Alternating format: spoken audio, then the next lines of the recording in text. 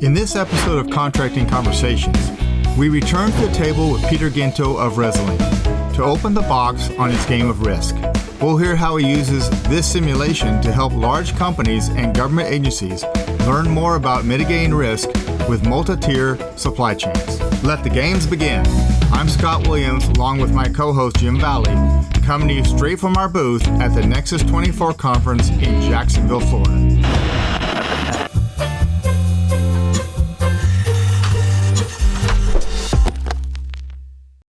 Hey, we're down here in Jacksonville, Florida at the NCMA NEXUS conference, and we have the pleasure of speaking with Mr. Peter Guinto, and he's going to talk to us about the risk game. So Peter, tell us a little bit about your company and the game. Sure. So my company, Resilinc, is a software provider that provides risk management software to a lot of really large companies and to some government agencies that helps them to manage their multi-tier supply risk. So that multi-tier means it's not just the companies you buy from, but it's the companies that they buy from and the companies that they buy from.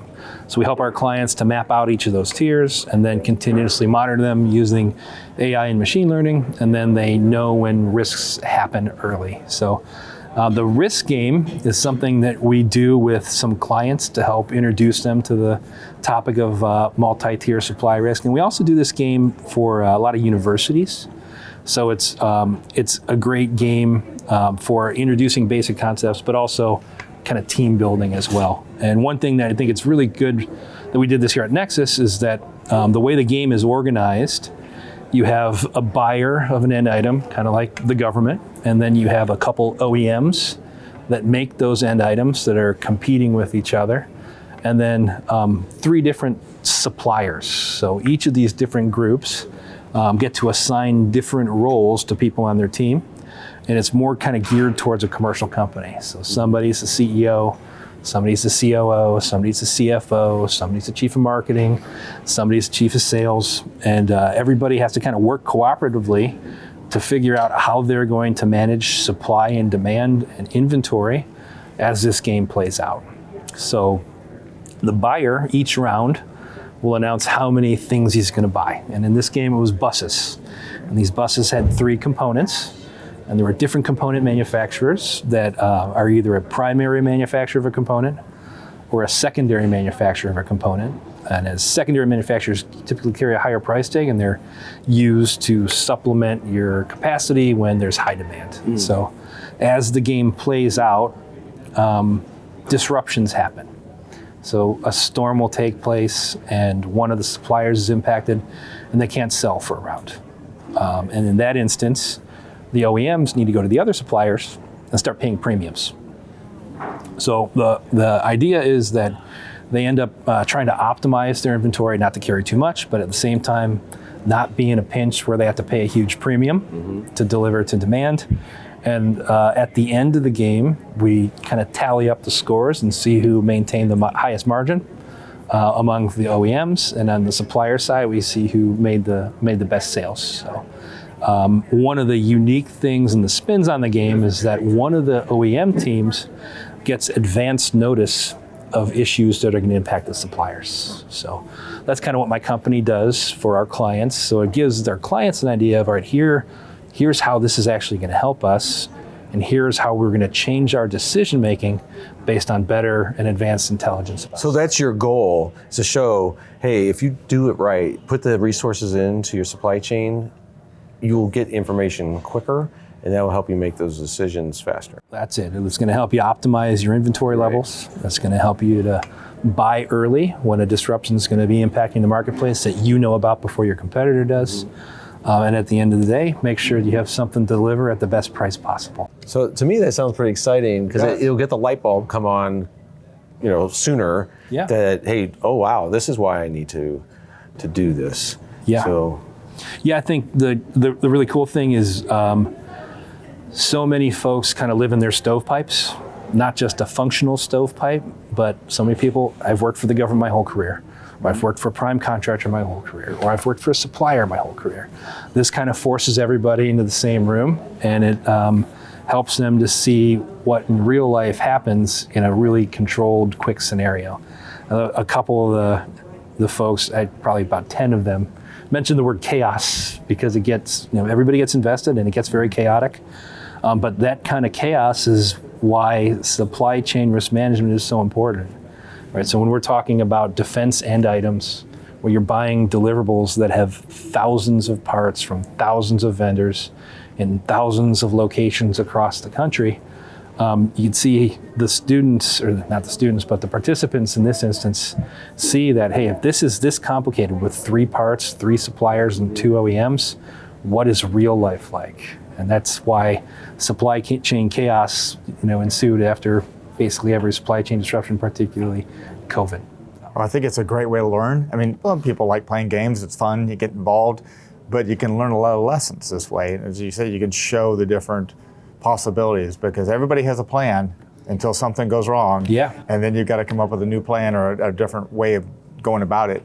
And I think this would give them a great opportunity to learn while they're experiencing, as you said, some of the real life scenarios, and realizing that out there it's going to be a lot more complicated, but this is a great way to get that thought process started while playing a game, which people like to do. It's a great way to learn it. It's learning that really sticks with you when you go through that process. Definitely. I mean, there are a bunch of great takeaways. I mean, one of the big takeaways is just empathy with folks that you work with as an adversary, right? So for the government folks that, again, will work on like front end of contract, they don't see how operations play out, like seeing what the contractors have to deal with. It's a point that really hits home for a lot of folks. Right, because so you can truly partner with the industry, and that's what, our concern is old school was, it was kind of an adversarial relationship, when reality is, without the contractor, you're not getting the end product. Right. It's not going to support the mission if you don't get the end product. Right, and the other big takeaway,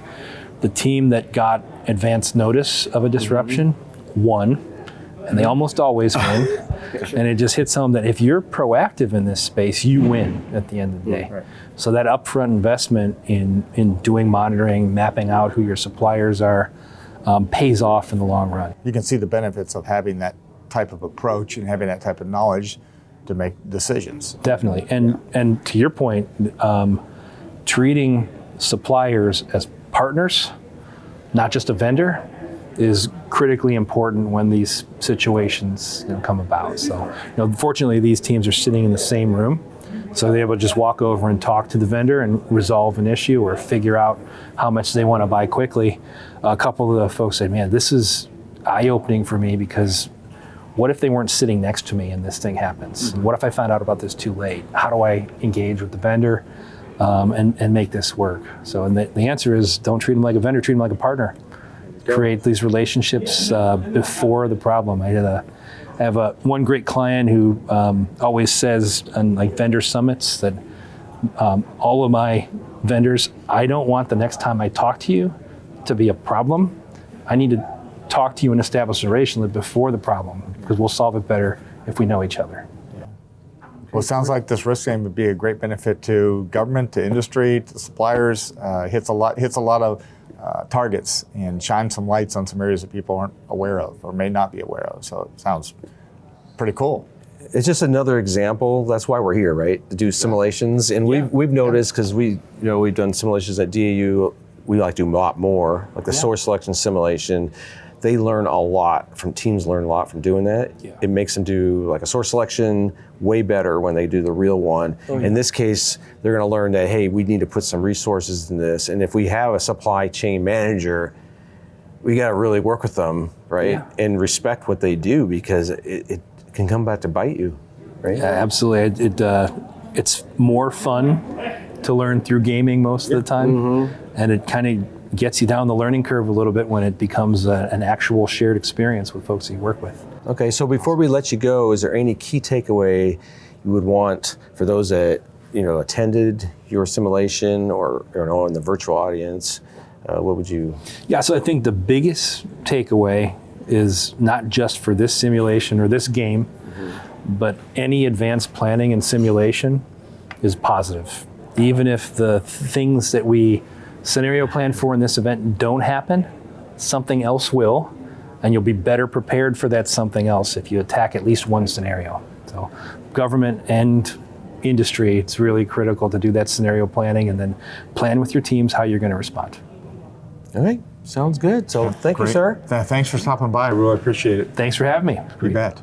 All right. So for those that are out there watching this podcast, please, if you can, smash the like button, subscribe to our channel, and please, and then go to YouTube, DAU Media, or Apple Podcasts. And we will see you next time.